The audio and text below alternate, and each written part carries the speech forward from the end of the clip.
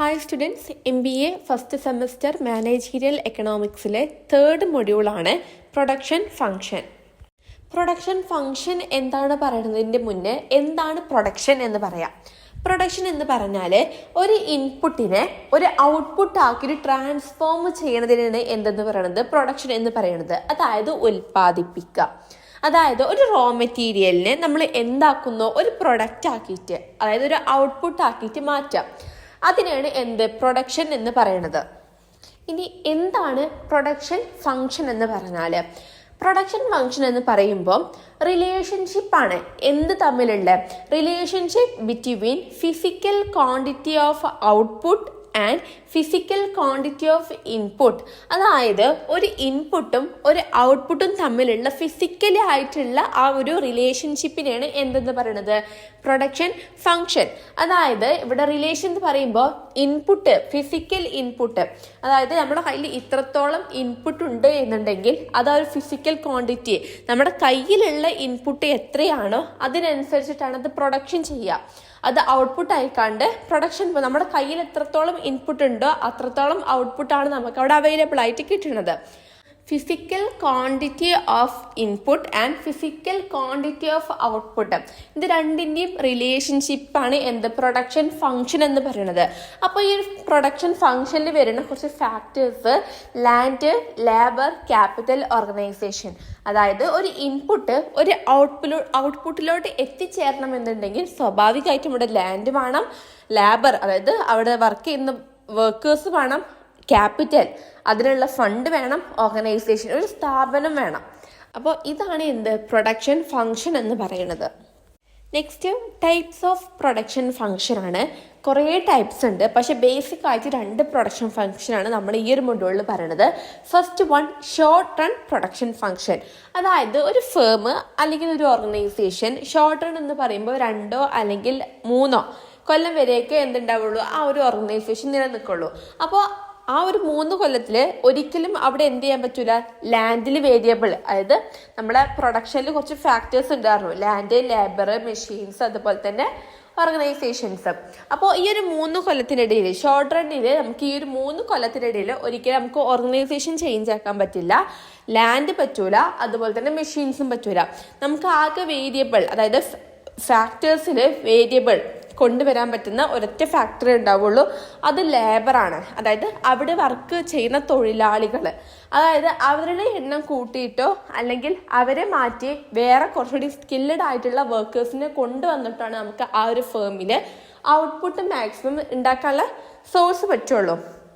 അപ്പം എന്ത് ചെയ്യുന്നു, പ്രൊഡ്യൂസർ ഇവിടെ ഔട്ട്പുട്ട് കൂട്ടാൻ വേണ്ടിയിട്ട് ഒന്നെങ്കിൽ ലേബേഴ്സിൻ്റെ എണ്ണം കൂട്ടുക, അല്ലെങ്കിൽ കുറച്ചുകൂടി സ്കില്ലഡ് ആയിട്ടുള്ള ലേബേഴ്സിനെ ഇതിലോട്ട് കൊണ്ടുവരിക. അതാണ് ഷോർട്ട് റൺ പ്രൊഡക്ഷനിൽ ചെയ്യുന്നത്. നെക്സ്റ്റ് ലോങ് റൺ പ്രൊഡക്ഷൻ ഫംഗ്ഷനാണ്. ഇവിടെ ഒരു ഓർഗനൈസേഷൻ എന്ന് പറയുമ്പോൾ 10 to 20 കൊല്ലം വരെ ആ ഒരു ഓർഗനൈസേഷൻ ഉണ്ടാകും. അപ്പോൾ സ്വാഭാവികമായിട്ടും അത്രയും ലോങ് റൺ ആയിട്ടുള്ളൊരു ഓർഗനൈസേഷൻ ആകുമ്പോൾ അവിടെ നമുക്ക് ഓർഗനൈസേഷൻ മാറ്റാൻ പറ്റും, അതുപോലെ തന്നെ ലാൻഡ് മാറ്റാൻ പറ്റും, ലേബർ മാറ്റാൻ പറ്റും, മെഷീൻസ്, ഈ 4 ഫാക്ടേഴ്സും അവിടെ മാറ്റാൻ പോസിബിൾ ആണ്.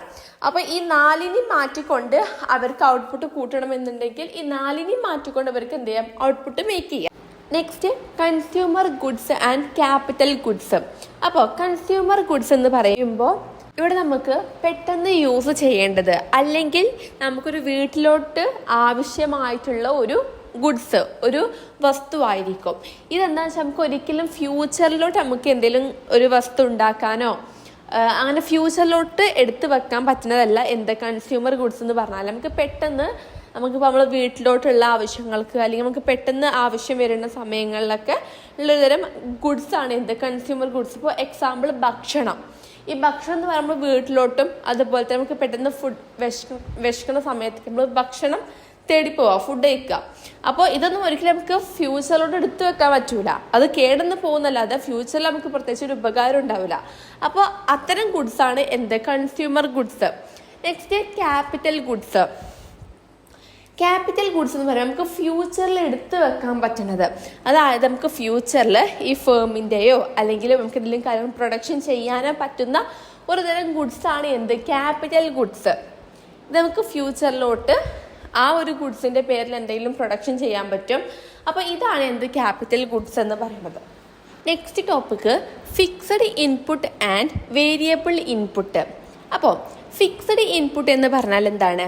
അതായത് ഒരു ഓർഗനൈസേഷനിൽ അവിടെ ആ ഒരു ഓർഗനൈസേഷൻ ഷോർട്ട് ടേം റൺ ആണെങ്കിൽ അവിടെയുള്ള ആ ഒരു ഇൻപുട്ട് എന്ന് പറയുന്നത് ഫിക്സഡ് ആയിരിക്കും.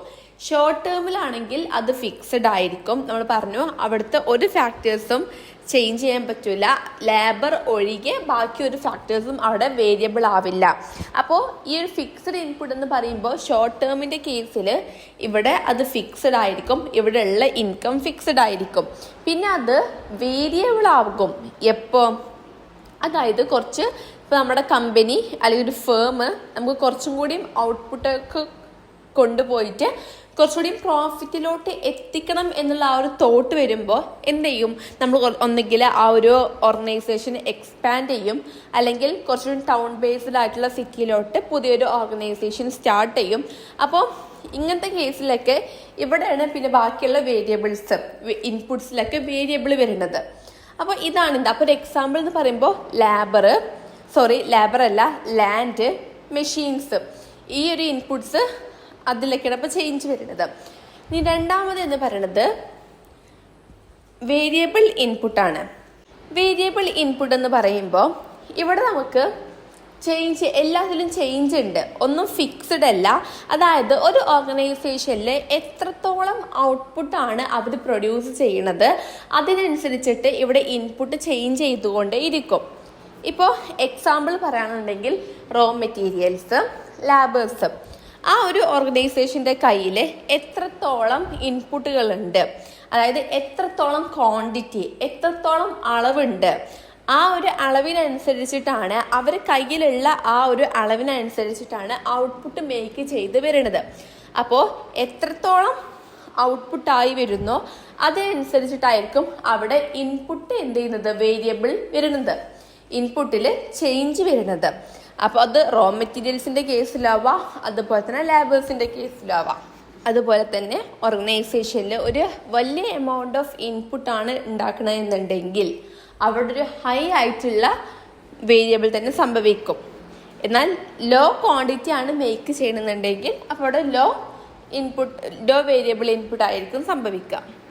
Managerial use of production function. അപ്പോൾ it helps to determine least cost combination. അതായത് ഒരു പ്രൊഡക്റ്റ് മേക്ക് ചെയ്യാൻ വേണ്ടിയിട്ട് ഏറ്റവും കുറഞ്ഞ കോസ്റ്റ് യൂസ് ചെയ്യാൻ വേണ്ടി ശ്രമിക്കുക. അതായത് ഇപ്പോൾ സിമിലർ ആയിട്ട് വരുന്ന ചില ഔട്ട്പുട്ടുകളൊക്കെ ഉണ്ടാവും, പ്രൊഡക്ട്സ് ഒക്കെ ഉണ്ടാവും. അപ്പോൾ ഇതിൽ സിമിലർ ആയിട്ട് യൂസ് ചെയ്യണ കുറച്ച് റോ മെറ്റീരിയൽസ് ഉണ്ടെന്നുണ്ടെങ്കിൽ ആ ഒരു റോ മെറ്റീരിയൽസ് ഏറ്റവും ചീപ്പായത് ഏതാണോ, റേറ്റ് കുറഞ്ഞ് കിട്ടുന്ന ഏതാണോ അത് ഇപ്പോൾ സെയിം ആയിട്ടൊരു ഔട്ട്പുട്ട് ഉണ്ടാക്കുന്ന രീതിയിലോട്ട് ഈ ഒരു റോ മെറ്റീരിയൽ വേണമെന്നുണ്ടെങ്കിൽ ഈ ഒരു റേറ്റിൽ വരുന്ന റോ മെറ്റീരിയൽസ് സിമിലർ ആയിട്ടുള്ള പ്രൊഡക്ട്സ് യൂസ് ചെയ്യുക. അങ്ങനെ നമുക്ക് കോസ്റ്റ് കുറക്കാൻ പറ്റും. രണ്ടാമത്, it helps to determine optimum level of output. നമുക്ക് എത്രത്തോളം ഔട്ട്പുട്ട്സ് നമുക്ക് കിട്ടും എന്നുള്ളത് നമുക്ക് ഡിറ്റർമൈൻ ചെയ്യാൻ പറ്റും. അതായത് പ്രൊഡക്ഷൻ ഫംഗ്ഷൻ എന്ന് പറഞ്ഞാൽ നമുക്കറിയാം ഷോർട്ട് റണ്ണും ഉണ്ട്, ലോങ് റണ്ണും ഉണ്ട്. അതിൽ തന്നെ ഫിക്സ്ഡ് ഇൻപുട്ടും അതുപോലെ തന്നെ വേരിയബിൾ ഇൻപുട്ടൊക്കെ ഉണ്ട്. അപ്പോൾ നമ്മുടെ കയ്യിൽ എത്ര ഇൻപുട്സ് ആണോ ഉള്ളത് അതിനനുസരിച്ചിട്ടാണ് നമ്മൾ ക്വാണ്ടിറ്റി ഔട്ട്പുട്ട് നമ്മൾ മേക്ക് ചെയ്തെടുക്കുന്നത്. അപ്പോൾ നമുക്ക് എത്രത്തോളം ഔട്ട്പുട്ട് നമ്മളെ കയ്യിൽ നിന്ന് ഉണ്ടാക്കാൻ പറ്റും എന്നുള്ള കാര്യം നമുക്ക് ഓൾറെഡി അറിയാൻ പറ്റും.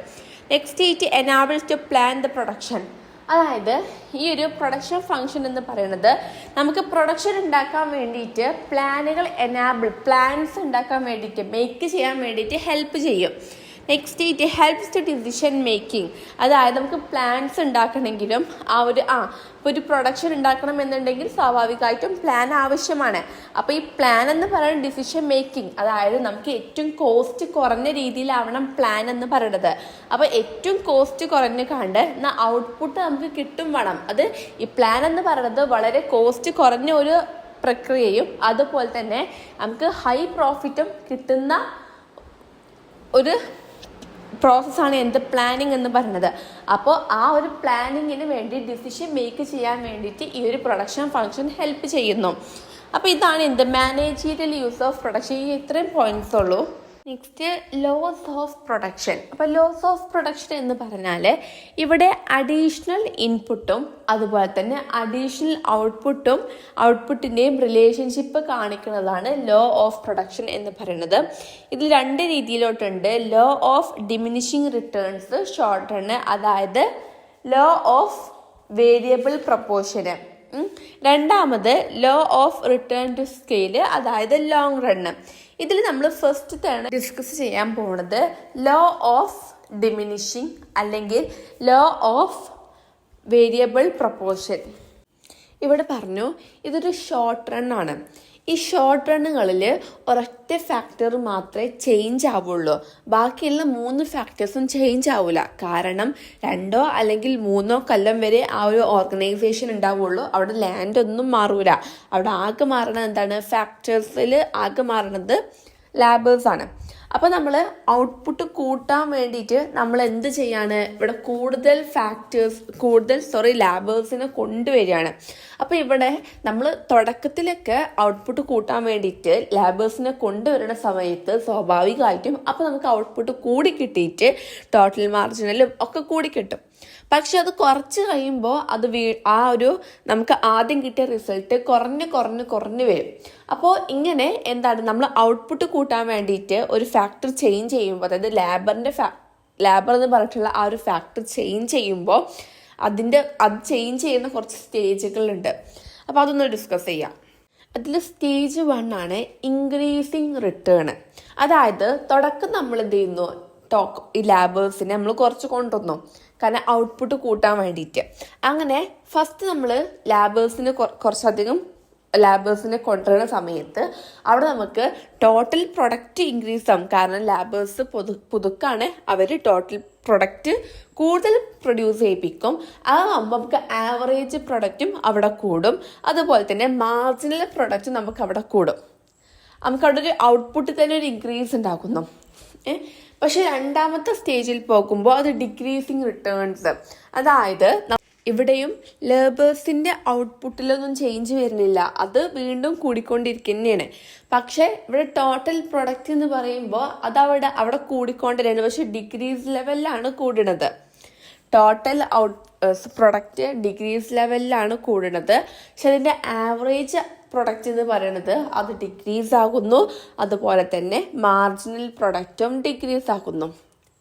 അങ്ങനെ നമ്മൾ തേർഡ് സ്റ്റേജിലോട്ട് പോയി നെഗറ്റീവ് റിട്ടേൺസ്. ഇവിടെ എന്ത് ചെയ്യുന്നു? ലാബേഴ്സിൻ്റെ ഔട്ട്പുട്ട് കൂടി വരികയാണ്. കാരണം ഔട്ട്പുട്ട് കൂടാൻ വേണ്ടിയിട്ട് ലാബേഴ്സിനെ കൂടി വരികയാണ്. പക്ഷെ അവിടെ എന്താണ്? ലാൻഡ് നമുക്ക് ചേഞ്ച് ആക്കാൻ പറ്റൂല. അതുകൊണ്ട് ലാൻഡ് എന്ന് പറയുന്നത് ചിലപ്പോൾ 1.5 ഏക്കറിലൊക്കെ ഉള്ള ഒരു ഭൂമി ആയിരിക്കാം. അത് നമുക്ക് ഒരിക്കലും ഷോർട്ട് റണ്ണിൽ നമുക്ക് ചേഞ്ച് വരുത്താൻ പറ്റൂല. ആകെ ഒരു ഷോർട്ട് റണ്ണിൽ ചേഞ്ച് വരുത്താൻ പറ്റുന്ന ഫാക്ടർ എന്ന് പറയുന്നത് ലാബറാണ്. അപ്പം അതിൽ നമ്മൾ ലാബറിൻ്റെ കേസിൽ നമ്മൾ ചേഞ്ച് വരുത്തിയിട്ടാണ് നമ്മൾ പ്രോഫിറ്റ് ഉണ്ടാക്കുന്നത്. അപ്പം അതിൽ നമ്മൾ തുടക്കം പ്രോഫിറ്റ് ഉണ്ടാക്കിയാൽ ഒടക്കം അതെന്താകുന്നു? പ്രോഫിറ്റ് ഇല്ലാത്ത അവസ്ഥയിലോട്ട് തന്നെ വരുന്നു. അതായത് നമ്മൾ നെഗറ്റീവ് റിട്ടേൺസിൽ ഫസ്റ്റ് ടോട്ടൽ പ്രൊഡക്റ്റ് എന്ന് പറയുമ്പോൾ അതവിടെ ഡിക്രീസ് ആവുകയാണ്. അതുപോലെ തന്നെ ആവറേജ് പ്രൊഡക്റ്റ് എന്ന് പറയുമ്പോൾ അതും അവിടെ ഡിക്രീസ് ആകുന്നു. മാർജിനൽ പ്രൊഡക്റ്റ് എന്ന് പറയുമ്പോൾ അത് മൈനസ് വാല്യൂക്ക് വരെ പോകുന്നുണ്ട്, അവിടെയും അത് ഡിക്രീസ് ആവുകയാണ് എന്നാണ് പറയുന്നത്. ഈ ഒരു ടേബിൾ വൈസ് നോക്കിയാൽ നിങ്ങൾക്ക് ഈ ഫിഗർ മേക്ക് ചെയ്യാൻ പറ്റും. ഇവിടെ ടോട്ടൽ വർക്കേഴ്സ് എന്ന് പറയുന്നത് 1, 2, 3, 4 അങ്ങനെ എന്ത് ചെയ്തുകൊണ്ട് അത് കൂടി നമ്മുടെ വർക്കേഴ്സിൻ്റെ എണ്ണം കൂടി വരികയാണ്. അങ്ങനെ വർക്കേഴ്സിൻ്റെ എണ്ണം കൂടി വരുന്ന സമയത്ത് അതിൻ്റെ ടോട്ടൽ പ്രൊഡക്റ്റും എന്താണ്? കൂടി വരുന്നുണ്ട്. തുടക്കത്തിൽ ആ ഒരു ഓർഗനൈസേഷനിൽ വർക്കേഴ്സിൻ്റെ എണ്ണം കൂടി വരുന്ന സമയത്ത് തുടക്കത്തിൽ എന്ത് ചെയ്യുന്നു? അതിൻ്റെ ടോട്ടൽ പ്രൊഡക്റ്റ് മേക്ക് ചെയ്യുന്നത് കൂടി വരുന്നുണ്ട്. അപ്പം നമുക്കതിൻ്റെ ആവറേജ് എമൗണ്ട് കാണണം. ഈ ഒരു ആവറേജ് എമൗണ്ട് എന്ന് പറയുമ്പോൾ നമ്മൾ എന്ത് ചെയ്യുക? Total product divided by workers ചെയ്യുമ്പോൾ നമുക്ക് അതിൻ്റെ ഒരു ആവറേജ് പ്രൊഡക്റ്റ് കിട്ടും. അതിനുശേഷം മാർജിനൽ പ്രൊഡക്റ്റ് അതെങ്ങനെ കിട്ടുമെന്ന് വെച്ചാൽ ടോട്ടൽ പ്രൊഡക്റ്റിലുള്ള ആ ഒരു സംഖ്യ മുമ്പത്തെ സംഖ്യയുമായി മൈനസ് ചെയ്താൽ മതി. ഇപ്പം നമ്മൾ ഇതിൽ ഫസ്റ്റ് നോക്കാം, 5ാമത്തേത് 4ാമത്തേത് എടുക്കാം. 4 വർക്കേഴ്സ് ഉണ്ടായിരുന്നു. അവരെത്രത്തോളം? 56 എന്ത് ചെയ്തു? ടോട്ടൽ പ്രൊഡക്റ്റ് പ്രൊഡ്യൂസ് ചെയ്തു. ഇനി നമുക്ക് ഇതിൻ്റെ ആവറേജ് കാണണം. അതിന് 56/4 എന്ന് പറഞ്ഞ് ചെയ്യുന്നു. അതിന് ടോട്ടൽ മാർജിനിൽ കാണാൻ വേണ്ടിയിട്ട് 56-നെ മുമ്പത്തെ സംഖ്യ ആയിട്ടുള്ള 39-ആയിട്ട് മൈനസ് ചെയ്യുന്നു. അങ്ങനെ നമുക്കതിൻ്റെ മാർജിനൽ പ്രൊഡക്റ്റും കിട്ടി. അപ്പോൾ ഇതിൽ പറയണത് നമ്മൾ ആദ്യത്തെ ഫസ്റ്റ് സ്റ്റേജ് എന്ന് പറയുന്നത് ഇൻക്രീസിങ് ആണ്. അതായത് ഇൻക്രീസിങ് ആയിട്ടുള്ള ഒരു റിട്ടേൺ ആണ്. രണ്ടാമത്തെ സ്റ്റേജിൽ എന്ത് ചെയ്യുന്നു, അത് ഈക്വൽ ആയിട്ട്, അതായത് അതിൽ ഒരു ടേംസ് ഈക്വൽ ആയിട്ട് പിന്നെ അത് ഡിഗ്രീസിലോട്ട് പോകും. അതാണ് സെക്കൻഡ് സ്റ്റേജ് എന്ന് പറയുന്നത്. തേർഡ് സ്റ്റേജിൽ അത് വളരെ നെഗറ്റീവ് സൈനിലോട്ട് തന്നെ വന്നിട്ട് ആകെ ഫുൾ നെഗറ്റീവായിട്ട് പോയിക്കൊണ്ടിരിക്കുക. തീരെ പ്രൊഡക്ഷനും മാർജിനൽ കോസ്റ്റൊക്കെ നെഗറ്റീവ് പോകണോ, ടോട്ടൽ പ്രൊഡക്ഷൻ ആവറേജ് പ്രൊഡക്ഷനൊക്കെ ഡിക്രീസ് ആയിട്ട് വരിക. അതാണ് തേർഡ് സ്റ്റേജ്. അപ്പോൾ ഇതാണ് ലോ ഓഫ് വേരിയബിൾ പ്രൊപ്പോർഷൻ അല്ലെങ്കിൽ ലോ ഓഫ് ഡിമിനിഷിങ് റിട്ടേൺസ്. ഇത് ഷോർട്ട് റണ്ണിലാണ് വരുന്നതെന്ന് നമ്മൾ ആലോചിച്ച് വെക്കുക. രണ്ടാമതാണ് law of return to scale. അപ്പോൾ നമ്മൾ നേരത്തെ പറഞ്ഞു അതൊരു ഷോർട്ട് റൺ അനാലിസിസ് ആണ്. ഇവിടെ ഒരു ലോങ് റൺ അനാലിസിസ് ആണ്. അതുപോലെ തന്നെ ഷോർട്ട് റണ്ണിൽ നമ്മൾ പറഞ്ഞു ലാബേഴ്സ് മാത്രമേ വേരിയബിൾ ആവുള്ളൂ, എന്നാൽ ഇവിടെ എല്ലാ ഫാക്ടേഴ്സും വേരിയബിൾ ആകും. അപ്പോൾ നമ്മളിവിടെ എടുക്കുന്നത് ക്യാപിറ്റലും അതുപോലെ തന്നെ ലാബേഴ്സും. ഈ രണ്ട് കാര്യങ്ങൾ നമുക്ക് വേരിയബിൾ ആവണം. ഇവിടെ 3 സ്റ്റേജാണ് വരുന്നത്. ഇൻക്രീസിങ് ടു റിട്ടേൺ സ്കെയിലും അതുപോലെ തന്നെ കോൺസ്റ്റന്റ് റിട്ടേൺ സ്കെയിലും ദെൻ ഡിക്രീസിങ് ടു റിട്ടേൺ സ്കെയിലും. ഇവിടെ ഒരു ഇൻപുട്ടിന് പ്രൊപ്പോർഷനായിട്ട് എന്തൊക്കെ ചേഞ്ചുകളാണോ ഉണ്ടാവുന്നത് ആ ഒരു ഇൻപുട്ടിൻ്റെ ചേഞ്ചിനെ അടിസ്ഥാനമാക്കിയിട്ടായിരിക്കും അവിടെ ഉണ്ടാകുന്ന ഔട്ട്പുട്ടിൽ ചേഞ്ച് വരുന്നത്. ഇൻപുട്ടിൽ എത്രത്തോളം പ്രൊപ്പോർഷൻസ് ചേഞ്ചസ് നമ്മൾ കൊടുക്കുന്നുണ്ടോ ആ ഒരു ഇൻപുട്ടിൽ ചേഞ്ചസ് കൊടുത്തതിൻ്റെ ബേസിലായിരിക്കും നമുക്കവിടെ ഔട്ട്പുട്ട് മേക്ക് ചെയ്യാൻ പറ്റുക. അതാണ് law of return to scale എന്ന് പറയുന്നത്. ഈ ഒരു ഡയഗ്രം നോക്കിയാൽ മനസ്സിലാക്കും റിട്ടേൺസ് ഇൻക്രീസ് ചെയ്യുന്നുണ്ട്, അതുപോലെ കോൺസ്റ്റൻ്റ് ആയിട്ട് പോകുന്നുണ്ട്, അതേപോലെ ഡിക്രീസ് ആയിട്ടും വരുന്നുണ്ട്. അപ്പോൾ ഇതിൽ ഫസ്റ്റ് സ്റ്റേജാണ് ഇൻക്രീസിങ് റിട്ടേൺ ടു സ്കെയിൽ എന്ന് പറയുന്നത്. അതായത് നമ്മുടെ ഇൻപുട്ട് ചേഞ്ച് ആകുമ്പോൾ, ഇൻപുട്ട് പ്രൊപ്പോർഷൻ കൊടുത്ത് ചേഞ്ച് ആക്കുമ്പോൾ ഔട്ട്പുട്ട് ആക്കിക്കാണ്ട് കൊണ്ടുവരുന്നു.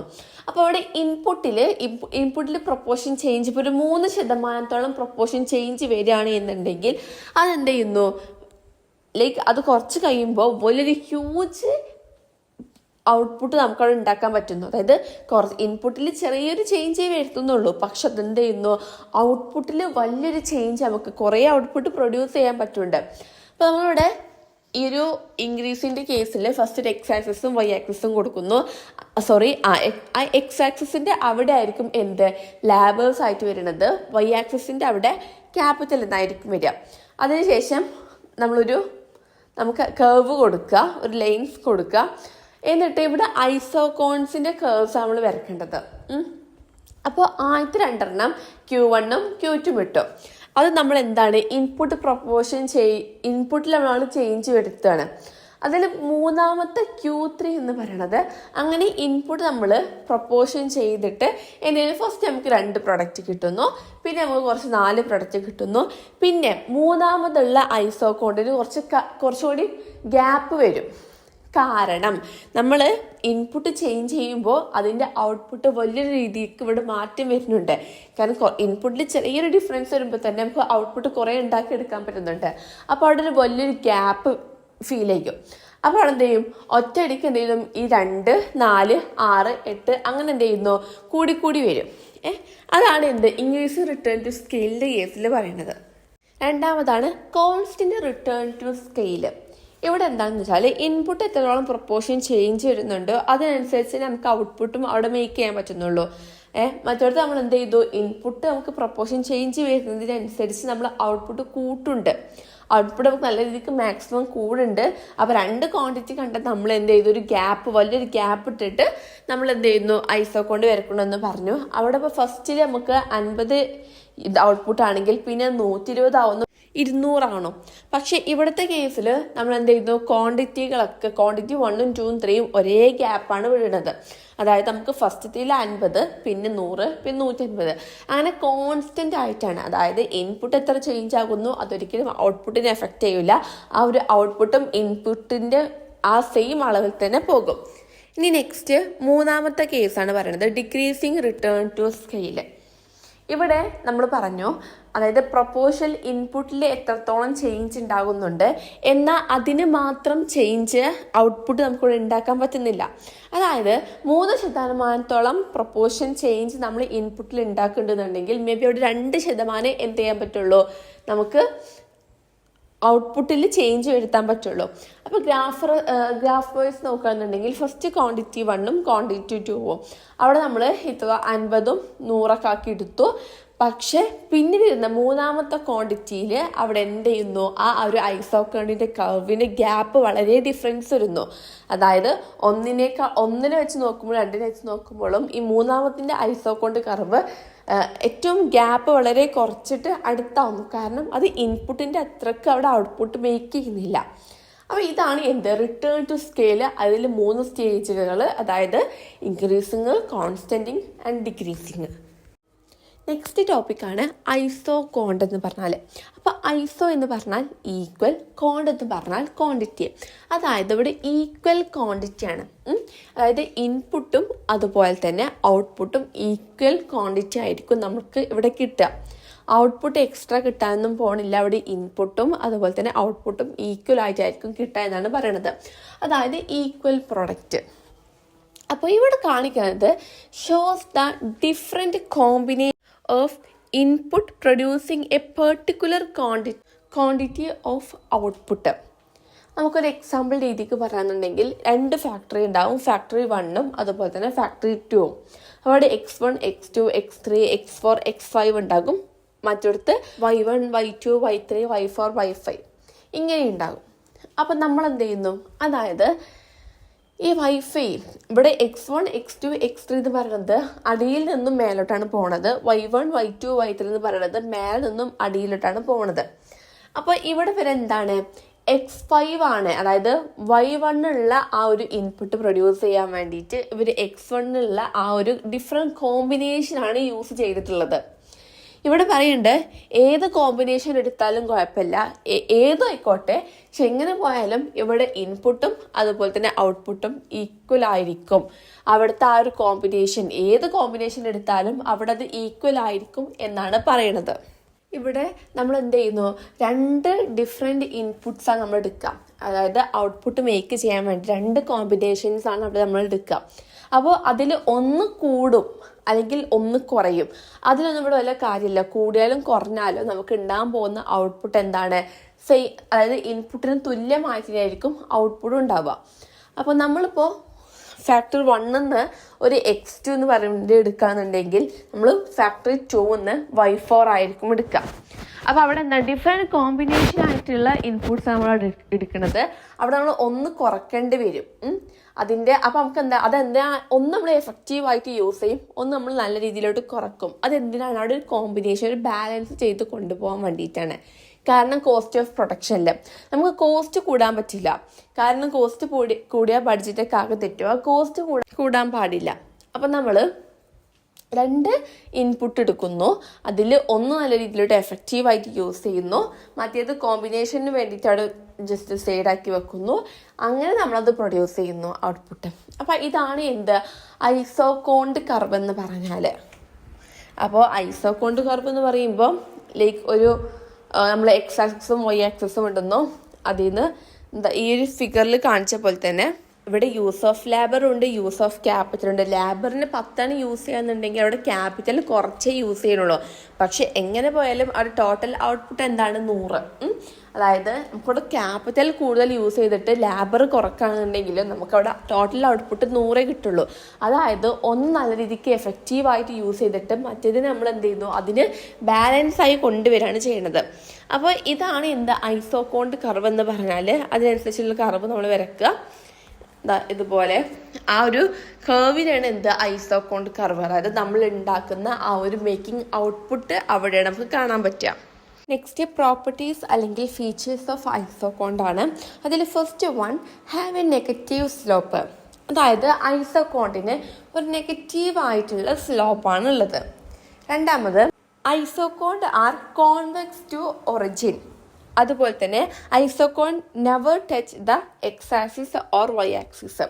അതായത് അത് കോൺവെക്സ്, അതിൻ്റെ ഐസോകോണ്ടുകൾ എന്താണ് ആ ഒരു കോൺവെക്സിൻ്റെ കർവ് ഷേപ്പിലാണ് വരുന്നത്.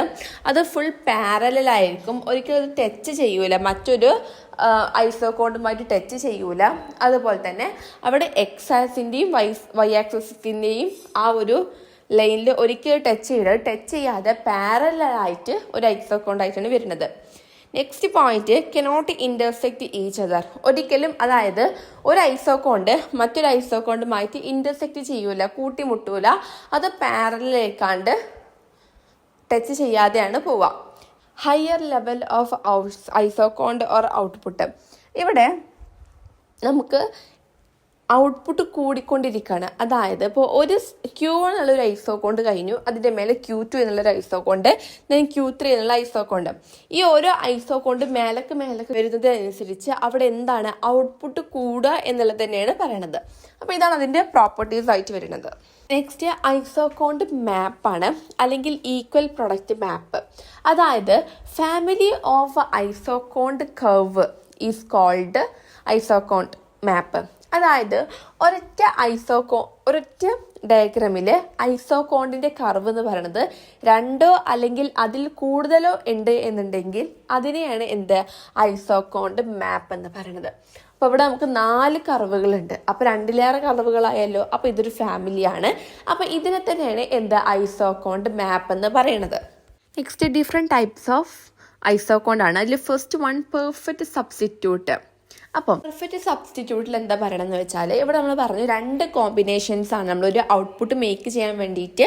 ഇപ്പോൾ 2 ഫാക്ടേഴ്സ് ഉണ്ടെങ്കിൽ ഈ 2 ഫാക്ടേഴ്സിലെ ഓരോ കോമ്പിനേഷൻസ് ആണ് നമ്മളിവിടെ ഔട്ട്പുട്ട് മേക്ക് ചെയ്യാൻ എടുക്കണമെന്ന് പറഞ്ഞു. അപ്പോൾ ഇവിടെ നമുക്ക് എന്ത് ചെയ്യാം, അതായത് ഇപ്പോൾ ക്യാപിറ്റൽ നമ്മൾ ഫുള്ള് ഉപയോഗിച്ചിട്ട് നമുക്ക് എന്ത് ചെയ്യാം, ലേബർ 0 ഒന്നും ഉപയോഗിക്കാതെ നമുക്ക് അവിടെ ഔട്ട്പുട്ട് മേക്ക് ചെയ്യാം. നമ്മൾ കോസ്റ്റ് കുറയ്ക്കാൻ വേണ്ടിയിട്ട് ഒന്നെങ്കിൽ ഒരു ഫാക്ടർ നല്ലോണം കുറച്ചിട്ട് മറ്റൊരു ഫാക്ടർ കുറച്ച് നമ്മൾ യൂസ് ചെയ്യാം. പക്ഷേ ഇവിടുത്തെ കേസിൽ നമുക്ക് എന്ത് ചെയ്യാം, ഒരു ഫാക്ടർ മാത്രം, ഇപ്പോൾ 2 കോമ്പിനേഷൻസ് ഉണ്ടാകും, അതിൽ നമുക്ക് ഒരു ഫാക്ടർ മാത്രം ഫുള്ള് യൂസ് ചെയ്തിട്ട് മറ്റേത് നമുക്ക് എന്ത് ചെയ്യാം, വേണമെങ്കിൽ യൂസ് ചെയ്താൽ മതി, ഇല്ലെങ്കിൽ നമുക്ക് യൂസ് ചെയ്യാതെ ഇരിക്കാം. അപ്പോൾ അതുകൊണ്ടാണ് ഇവിടെ സ്ട്രെയിറ്റ് ലൈനേക്കാണ് ഇവിടുത്തെ ഐസോകോണ്ടിൻ്റെ കർവ് സ്ട്രെയിറ്റ് ലൈനേക്കാണ്ട് പോണത്. കാരണം 0 to 100ഉം 100 to 0ഉം അവിടെ ഏത് രീതിയിലോട്ട് വേണമെങ്കിലും യൂസ് ചെയ്യാം. രണ്ടാമത്, പെർഫെക്റ്റ് കോംപ്ലിമെൻറ്റ്. ഇവിടെ പക്ഷെ നമുക്ക് അങ്ങനെ പറ്റൂല. അതായത് ഒരു ഫാക്ടർ മാത്രം ഫുള്ള് യൂസ് ചെയ്തിട്ട് മറ്റൊരു ഫാക്ടർ നമുക്ക് യൂസ് ചെയ്യാതെ നിൽക്കാൻ പറ്റൂല. ഇവിടെ നമ്മൾ ഒരു ഫാക്ടർ എത്രയാണോ യൂസ് ചെയ്യണത്, മറ്റേ ഫാക്ടർ നമ്മൾ അതിനനുസരിച്ചിട്ട് അത് ഈക്വലായിട്ട് യൂസ് ചെയ്യണം. അപ്പോൾ ഇതാണ് ടൈപ്സ്. പിന്നെ അതിന് ടിപ്പിക്കൽ കേസ് വരുന്നുണ്ട്, ടിപ്പിക്കൽ കോമ്പറ്റീഷൻ വരുന്നുണ്ട്. അതിലെന്താ പറയണത്, നമ്മൾ പറഞ്ഞു ഒരു ഫാക്ടർ മാത്രം യൂസ് ചെയ്യാൻ പാടില്ല, 2 കൂടിയും അതിൽ ഇൻക്ലൂഡഡ് ആണ്. അതായത് നമ്മൾ ആദ്യത്തേൽ പറഞ്ഞു ഒരു ഫാക്ടർ നമ്മൾ ഫുള്ളായിട്ട് യൂസ് ചെയ്യാം, മറ്റേത് നമുക്ക് യൂസ് ചെയ്തില്ലെങ്കിലും കുഴപ്പമില്ല. പക്ഷെ ഇവിടുത്തെ എങ്ങനെയാ വെച്ചാൽ ഒരു ഫാക്ടർ നമുക്ക് മാക്സിമം യൂസ് ചെയ്യാം, പക്ഷെ രണ്ടാമത്തെ ഫാക്ടർ നമുക്ക് അറ്റ്ലീസ്റ്റ് കുറച്ചെങ്കിലും നമ്മൾ യൂസ് ചെയ്യണം. അപ്പോൾ ഇതാണ് എന്തെന്ന് പറയുന്നത്, ടൈപ്സ് ഓഫ് ഐസോകോണ്ട് കർവ്.